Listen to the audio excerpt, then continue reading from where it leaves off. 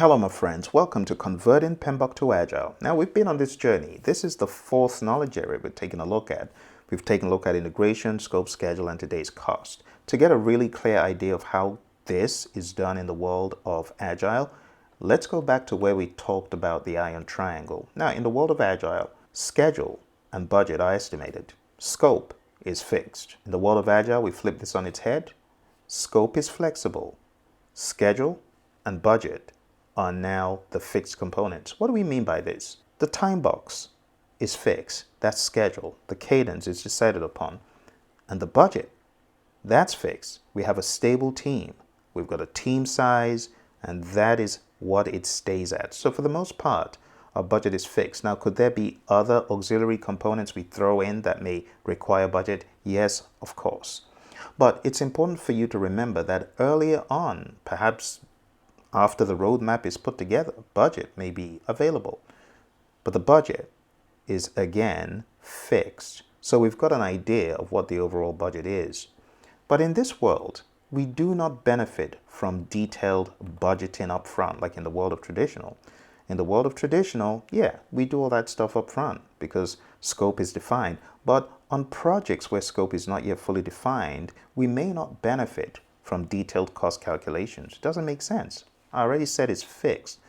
So what more would you do? You would only be putting a little bit more meat on the bone. So instead of using heavyweight estimating and budgeting and doing all this really granular bottom-up stuff, in the world of Agile, we use lightweight estimation methods.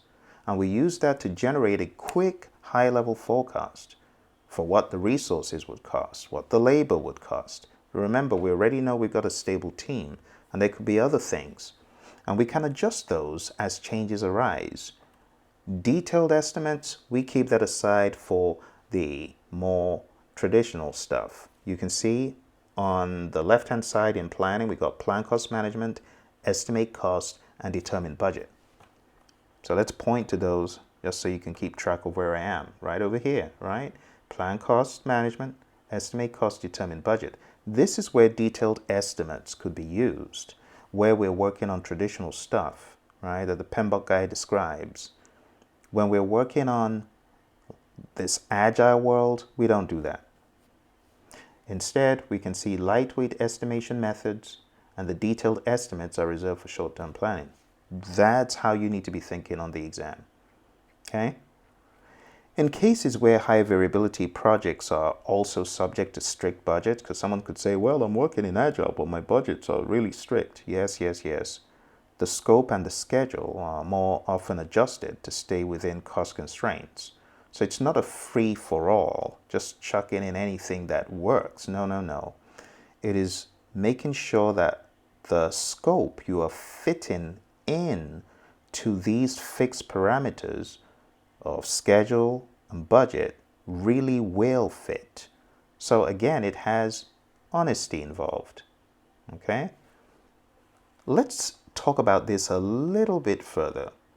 So in the world of traditional project management, we don't look at scope the way we do in the world of Agile. We don't say, let's find the scope and then the schedule and then a big old laundry list of tasks are estimated. We don't do that. Product owners in this Agile world, like I said in the beginning, could actually secure their project funding up front. So after we've done the road mapping, you could get your project funded or your endeavor funded. It might even be funded a step at a time in increments, and that's okay. The bottom line is, if you read the Agile Practice Guide around page 78, it talks about the dynamic scope option, and this means you could swap out items that you thought you were going to do in the beginning with items that are now more important.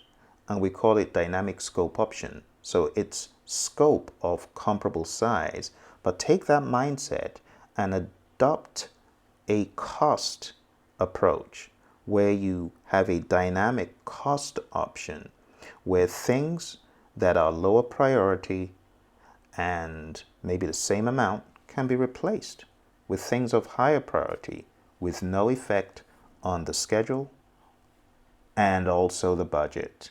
This is how we roll. So I know it says dynamic scope.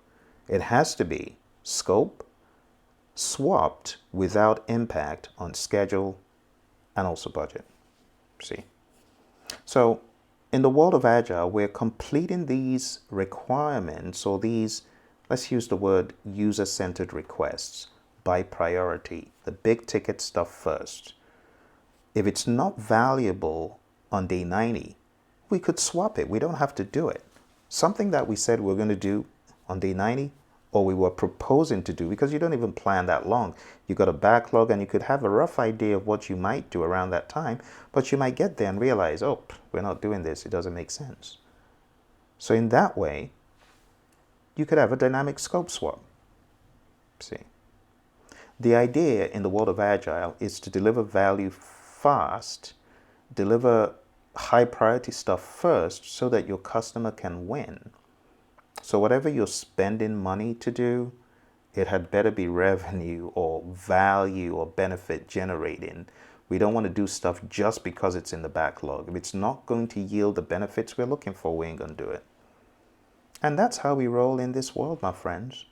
When you're converting PMBOK to Agile, you got to think about value, value, value. Time boxing, cadence, stuff like that. Let's finish our discussion here by looking at control cost. Again, in the world of Agile, I have to tell you the truth. We do not do a whole lot of big old reports when it comes to cost in most organizations. Some organizations have leanings towards cost reports. That's okay. The real world, let's be honest, a lot of this stuff is hybridized. Management's still breathing down your neck in some instances in some firms to understand how much has been burnt. This is where the discussion about earned value comes in. So for your test, you do need to know really well what SPI of 1 means, the CPI of 0.5, what does it mean, SV of minus $5, CV of minus 5. You got to know what those mean, and they all mean different things. If you don't understand this concept of earned value, watch my videos on it, but I'm going to give you the high level. SPI is a scheduled performance index. If your index is equal to 1 for the scheduled performance index or the cost performance index, you are right on target. It means that you are right on point. But if your indices are less than 1, that's unfavorable. That means you're either behind schedule or you're over budget. If your indices are over 1, like a 1.1, a 1.2, a 1.8, a 2, a 3, that means you're doing really ridiculously well. If you're getting an SPI CPI of 3, that means you're 3 times more efficient than what you originally planned. If you have an SPI that's a 3, that's concerning because that means you're 3 times more efficient than the schedule initially that you drafted was, right? So in other words, you said you would get done in 3 days, you got done in 1 day. That could concern management. Or you're supposed to have spent $300 and you spent $100. Wow, how did you pull that off? You get what I'm saying? So those things could be concerning. That's why if your indices are so far above 1, 1.1 is acceptable, 1.2 is acceptable. But if it becomes so high, then it's concerning. Now, the variances are just what you see is what you get. You got a variance of $5. Like if you have a plus 5, that means you're under budget. So if you have CV equals $5, that's good. If you have CV equals minus $5, then there's a problem. That means you're $5 in the hole, right? You're $5 over budget. If your schedule variance is, let's say, $10, that means you're $10 ahead of schedule. That means there's $10 worth of work that you have completed before you needed to do it. But if you're $10 behind schedule, that's minus $10. And that means there's $10 of work that you haven't gotten done at this point like you promised. So that's how to think about this stuff, my friends. On the exam, honestly, a lot of people have said they got questions on earned value, and a lot of people have also said they didn't. I think it's like a 50-50 toss-up. The thing, though, is to realize that a lot of the questions are not going to be like formula type questions. Something else I want to alert you to is the fact that on your PMP exam, just think about it. You got about 500 items to go through. You got 50, almost 50, 49 processes, 5 process groups, 10 knowledge areas. You got going to 200 ITTOs, and then if you open up all the other books, the Agile Practice Guide, even the PMBOK Guide, you got a bunch of definitions, a lot of stuff. It almost totals 500 if you throw in the 7th as well. And I'm not saying go read the 7th and get all scared, but I'm just saying there's so much content. If you watch my videos on the 7th, you're going to be good.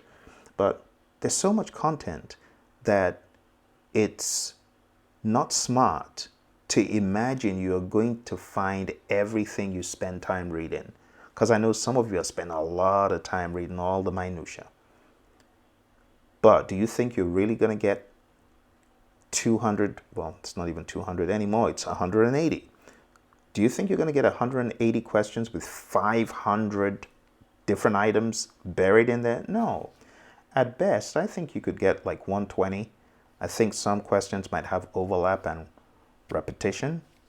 So don't think that just because you're reading earned value, it has to appear. You might get onto the test and not find a single earned value question, as many of my students have discovered. All right. I hope this gives you context for your big day. If you got any questions, you know what you need to do. Drop me a comment. I wish you all the very best as you prep. Take care, and bye for now.